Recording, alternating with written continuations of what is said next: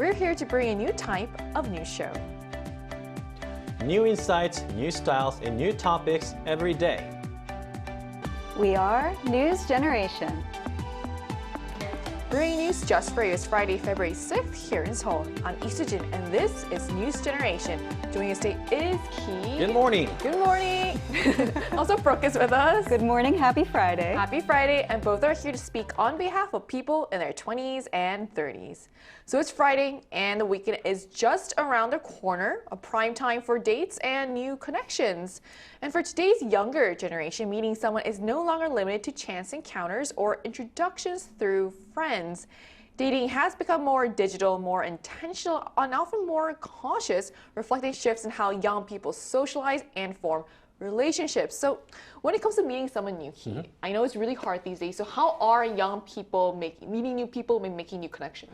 Hard days for younger generation, hard for me. It really depends on the age, I guess. I personally prefer what they call 자만추, 자연스러운 만남 추구, meaning meeting someone naturally, not introduced by anyone else. But it's not easy, especially after the COVID era. 소개팅 or blind date is still quite popular.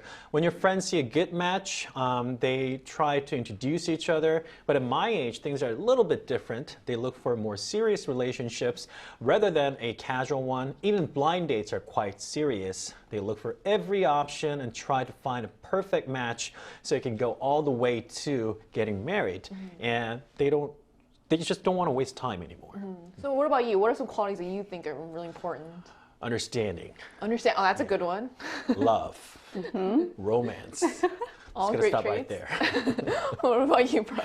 Well, I'm wearing pink today because we are talking about all things love, matchmaking, dating, and also Valentine's Day is right around the corner. So I think today's topic is a pretty fun one. We talked about 소개팅, but you also mentioned how things are more digital these days. And I think these days people date in many different ways, but online platforms are playing a much bigger role than ever before. And I think each country, each place in the world kind of has its different online dating culture. And from what I've seen in Korea, some of the interesting online dating apps include ones that they match you by certain categories. So for example, your occupation, or there's even an app where only people that have graduated from certain very prestigious universities can use it. And there's even one where you have to upload your pictures and people will rank you based on your attractiveness. And if you get a certain ranking, if you're deemed attractive enough, then you can enter and use the app. So I think this kind of reflects some of the priorities here in Korea. People really appreciate someone who takes good care of their body, their health, their appearance, and they also appreciate someone who is ambitious and career driven. So yes, while there are many ways that people date in Korea, including, naturally or through sogeting, friends, family, common interests and hobbies, I would also say the digital world is having a big impact on the way we date.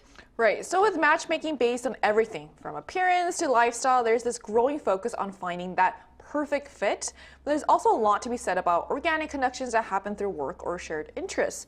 So we're going to talk more about this, but first, let's take a look at the screen.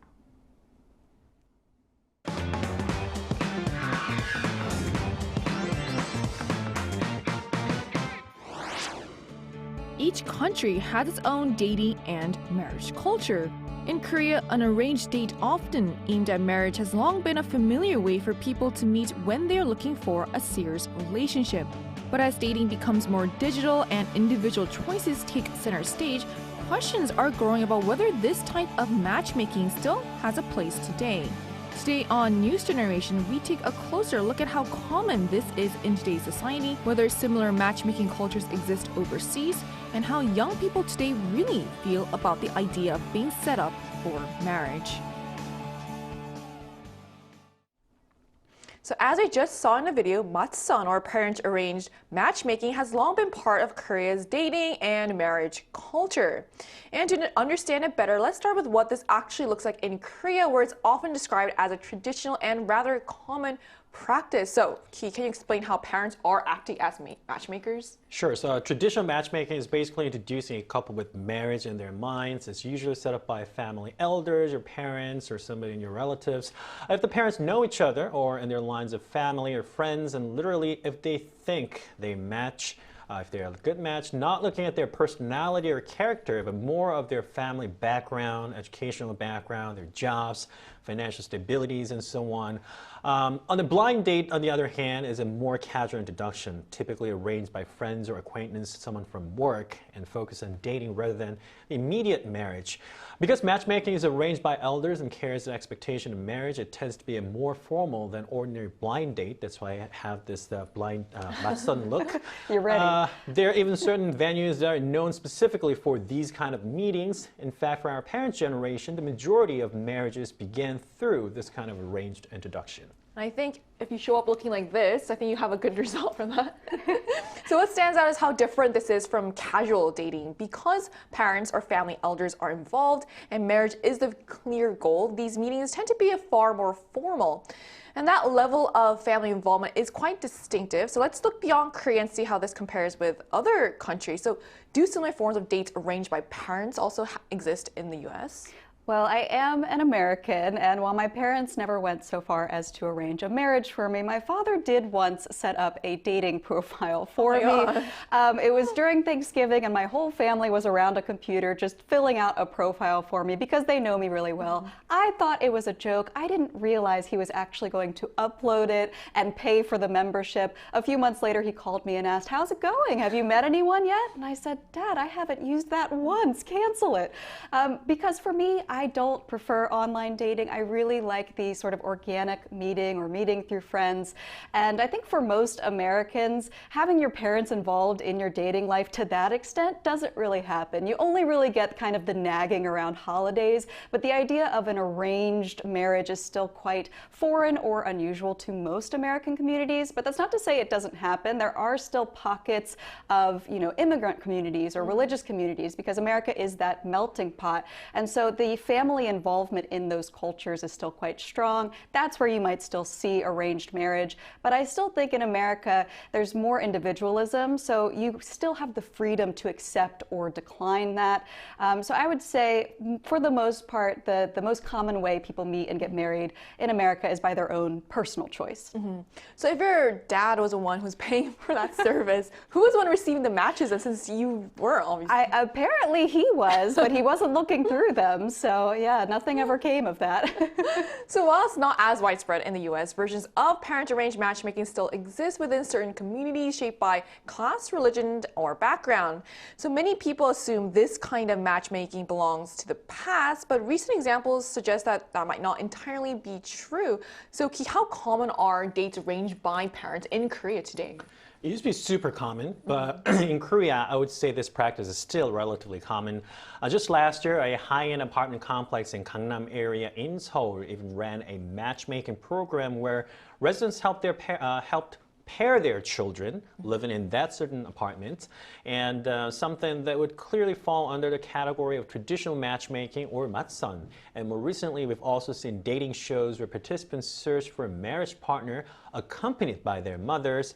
And these examples suggest no matter how much the times change, in a society as strongly family-centered as Korea, marriage is still often viewed not simply as a romantic union between two individuals, but as a negotiation and compromise between two families. So I'm actually a huge fan of that show that you mentioned. It's really funny. The last episode actually aired yesterday. And what happens is, like, the contestants, even when they pick each other and they become a match, the moms have to approve of them in order for them to actually become a final couple. Sure.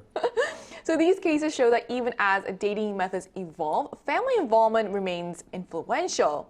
In a society where family ties are strong, marriage is often seen not just as a personal decision, but as a union between families. And Korea isn't the only place where this kind of culture exists. So are there similar practices of dates arranged by parents in other parts of East Asia? Yes, so I was very interested to find this out. In Japan, there is a similar culture that exists in the form of something called parent proxy matchmaking. So instead of their children, the parents themselves go to these matchmaking events on their behalf. They go by themselves and they choose someone that they feel is suitable for their child. child and then introduce that person to them. So this system began around 2005, and the cumulative number of participants has already surpassed 40,000 people. It's quite popular. And interestingly, many children actually welcome this approach because it allows them to meet someone, but they don't have that immense psychological pressure of, oh gosh, I have to bring this person home to my family now. Are they going to like each other? Are they going to get along? You know, I think everywhere in the world can relate to that problem. So I think this is a great way to get around that because your family approves from the beginning. I would do it. Yeah, I think it's very practical in a way. So Japan's case is particularly interesting because parents take the lead first while children are introduced later, reducing pressure while still keeping family expectations in mind. So Keith, do you know of any other cases in East Asia? Sure. Similar phenomena exist in China as well. So parents gather in designated public spaces to look for potential spouses for their children. The most famous one is at Shanghai People's Park. On weekends, thousands of parents arrive carrying flyers listing their children's profiles, where they're from, how they look, their educational background, actively searching for suitable brides or grooms. And this culture began roughly about 20 years ago, and it has grown to the point where there are even brokers who, for a fee, act on behalf of parents by arranging matchmaking meetings for their children. Wow, it's really looks really interesting from the footage that we're seeing right now. So it looks like in China, matchmaking has even moved into public spaces, showing just how deeply family-led partner selection remains rooted. And across East Asia, these traditions continue to adapt rather than disappear. So to gain a more personal perspective on this, we're going to talk to a young person right here in Korea about her take on this form of matchmaking. That conversation will take place right after the break, so don't go anywhere.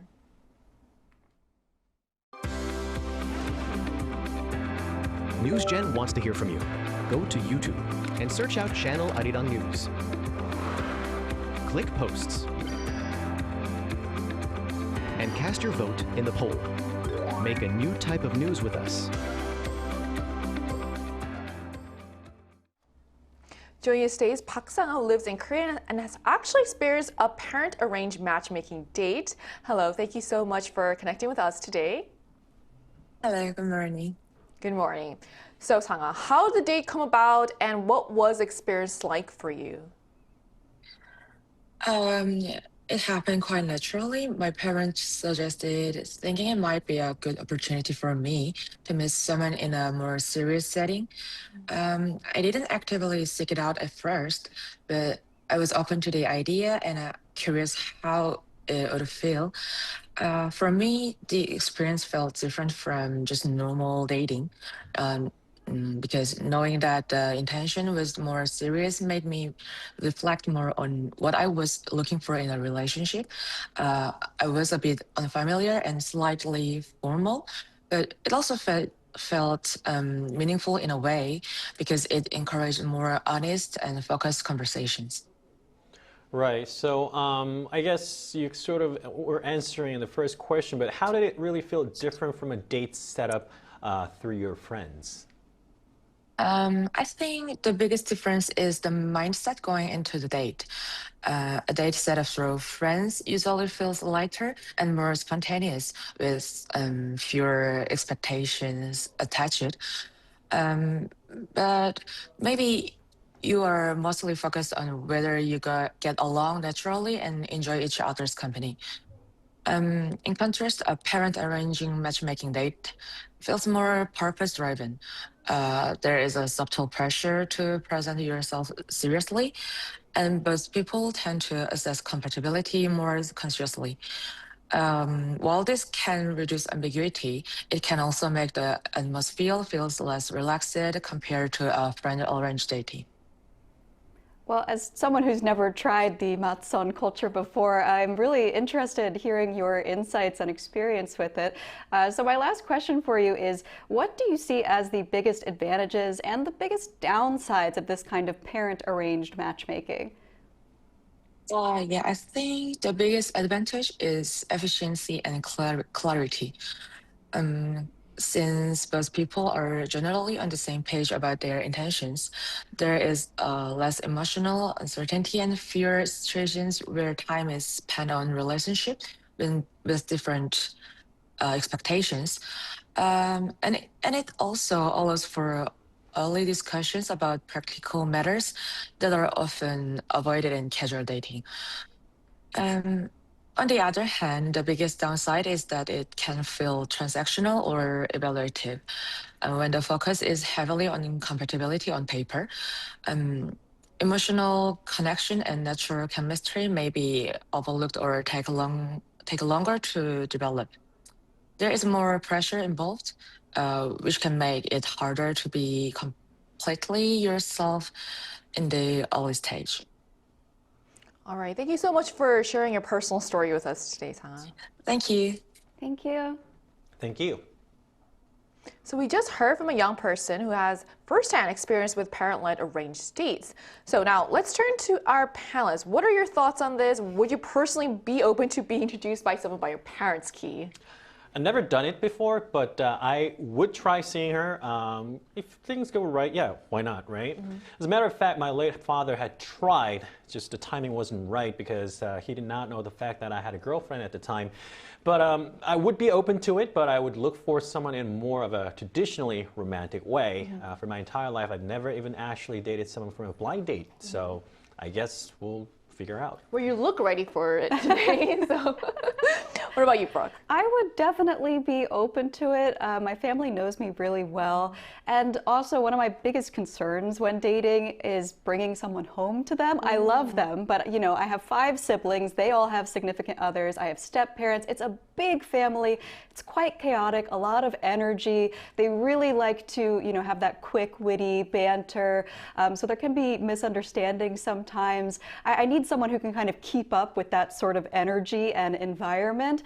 So I think if my family met them first, they would immediately be able to tell, okay, this person can kind of hang with us, this person can fit in, and they're well suited to me as well. So I would be open to it, but obviously I think it will be hard right now since I'm in Korea and they're all the way in the United States, but who knows what the future holds. Yeah, they're definitely, I think that is a huge perk. Yes. Knowing that your parents approve them, they vibe with your parents, that's a big one. So we also want to hear directly from our viewers. So we ran a poll on the Arirang News YouTube channel asking, would you like to be set up on a blind date arranged by your parents? And here's what the results showed. So a majority, 60% of respondents said they would not want to. Meanwhile, 22% said they would be open to the idea, while another 18% said they were unsure. So the poll shows that while most respondents are hesitant, still quite a noticeable group is still open to the idea, suggesting that parent-arranged matchmaking isn't entirely rejected by younger generations.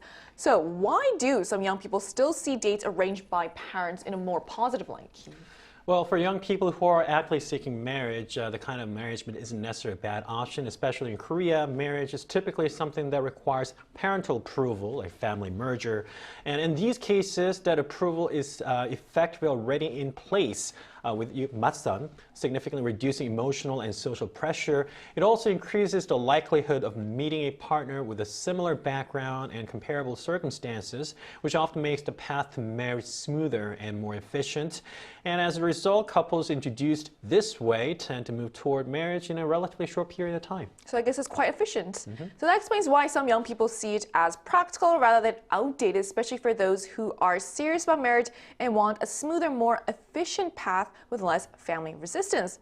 At the same time, the majority of respondents said they wouldn't want this kind of setup, pointing to a clear generational shift. So Brooke, why do then some young people, on the other hand, view it kind of negatively? Right, so on the flip side, some young people think 맞선 is a bit old-fashioned, or even if we go to a more negative term, regressive. Because I think today's younger generation, even in a collectivist society like Korea, they're really craving independence. And having your parents arrange a marriage for you still feels like you're kind of under their influence rather than living and choosing independently.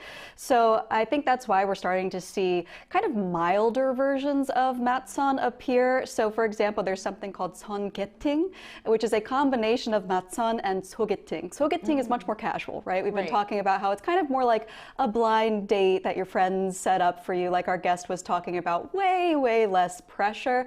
But if it's 선개팅, that means there might be an element, a hint of, hey, this could be a little bit more serious. So I think what we're seeing is a shift towards more individual preferences. No one is focused completely on group dynamics anymore. They really want to have their own happiness and fulfillment in the younger generation. Right, so it's all about finding that right balance. So with these mixed reactions, the question is now whether the culture, not whether the culture will disappear, but how it will evolve. So how do you see parent-arranged matchmaking kind of evolve in the future? Well, I guess it really depends on your where you stand now. If you feel urgent or feel the necessity of getting married like right away, then you would consider every option, and that's why I think it wouldn't disappear entirely. But when you walk outside or look online, look at the ads, we see tons of ads about matchmaking services, and there's even super high-end premium service only offered to certain people that do also exist. So it'll be somehow driven by capitalism, sadly. Right. So what are your thoughts on this? Right. I think it's still such an important part of the culture. It's not going to disappear entirely. Like you said earlier, there are still TV shows where the parents are joining their children in the dating process. So it's going to stay, but I think parents might step back a little bit, maybe give their children a little bit more independence to decide on their own who they want to date. So maybe people will still use 맞선 for that traditional feeling because they still trust the older generations, but they still want a bit of that independence as well. Right, so as we've seen, dating today is far from one size fits all. Dates arranged by parents, once a staple in many cultures, has evolved significantly in recent years. While some still see it as an efficient way to find a partner, others view it as outdated, preferring to navigate relationships on their own terms. And as generations shift, it'll be interesting to see how this tradition continues to evolve. So that brings us to the end of today's episode of News Generation, but News Gen will be back on Monday at 10:30 a.m. Korea time with more stories and discussions. A big thanks to Ki Thank you. for coming in, also Brooke. I had a lot of fun today. And to our viewers, thank you for tuning in, and we hope you have a romantic weekend. We are News Generation.